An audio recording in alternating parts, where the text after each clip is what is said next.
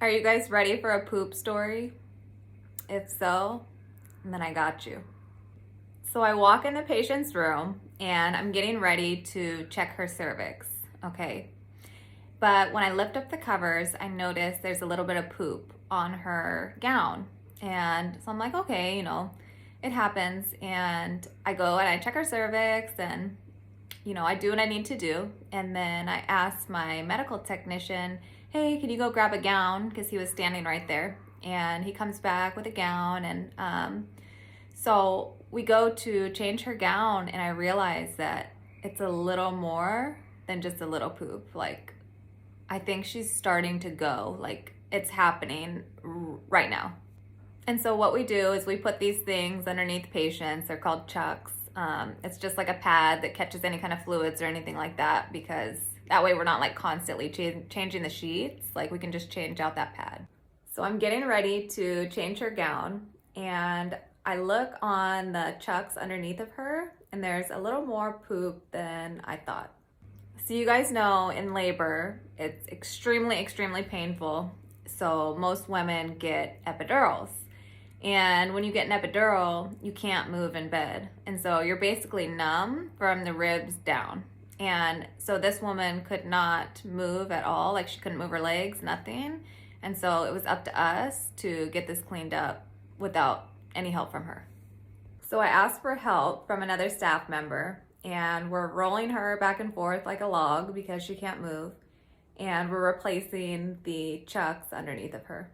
Now, as we're rolling her back and forth, all of a sudden, there is an explosion of diarrhea as well as regular stool, and just like a puddle of horribly stinky poop is just pouring out of her butthole. Now it's flowing all the way down her back, all over the sheets underneath of her. And at this point, there's poop everywhere. So of course, I'm trying to be professional, but I'm literally trying to keep myself from gagging. But the poop keeps coming. So what I'm trying to do is take the sheet that's on the bed and pull it off of the bed and kind of like bunch it up so I'm catching it so it doesn't get anywhere else. So then we have to take the sheet and the chucks and everything and kind of like push it underneath of her, and then one of us rolls her over that big bundle of sheets, and we pull it out, we replace the new ones, roll her back over it, we clean her completely up, like have to wipe her back and all of her parts and clean her all the way up. And at this point, she's like apologizing and feeling so embarrassed. And so we're like reassuring her, don't worry, it happens, like, and then we're giving the example of like, you're pushing a baby through your birth canal, like, the baby's head is pushing on your bowels. And, we're explaining all of this stuff to her because, people poop in labor. It just is what it is. Like, they poop in labor. But usually when they poop, it's like during pushing, and we're kind of like already set up for it and we're prepared for it. And like, the poop comes out, we just kind of wipe it away and put it in the little bag that collects the blood and the fluids and whatever else. Like, it's no big deal. Like, we're used to that. What we're not used to is explosions in the bed and then the patient not being able to move. And so we're literally like rolling her back and forth like a log, cleaning all this stuff up. So at this point, I feel so bad for this woman. Like, she's so embarrassed, and I understand that labor is a natural process, and like a baby is literally moving through your body. Like, and so if there's anything in your bowels, like, it's gonna come out. It's just normally they make it to the toilet and they don't have an epidural. Like, I've never had someone have like an explosion in the bed like that I had to clean up.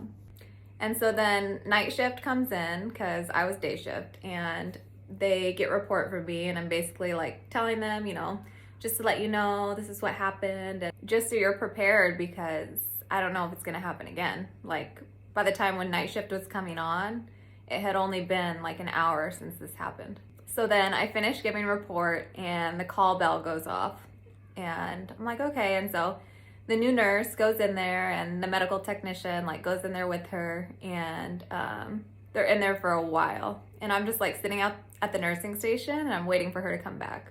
And so she just like never comes back, and it's like 15 minutes later, and I'm like, there's no way I'm going in there. Like, no, I'm not going in there. So she comes back and she's like, it happened again. And I'm like, oh no, I'm so sorry. So apparently they cleaned her up and then put her on a bedpan, and she was going again. So then before night shift even came on, like the smell, I'm telling you, it was bad. Like the smell was so horrible that the patient's husband was like, can you please take the trash can out of the room? And we're like, yes, of course. And so we replaced the trash can, and then we opened the door to the room so it can get like a little bit of ventilation. And I'm like, hey guys, I'm just gonna leave the door open so we can get some air flowing in here. And the other nurse that was sitting up at the nursing station was like, what is that smell? And so I told her what happened, and she's like, I can smell that like all the way from here. So the smell like literally went up the entire hallway, and everyone on the floor could smell it. And I'll be honest, like being a labor and delivery nurse, it's mostly happy. Like, you know, I love handling the infants, but they don't warn you. Like, these are the things that you're gonna have to do. And when I became a nurse, I specifically became a labor and delivery nurse and not like a medical surgical or any other kind of nurse, because I don't want to deal with poop. Like, I just really don't want to deal with poop, and here I am.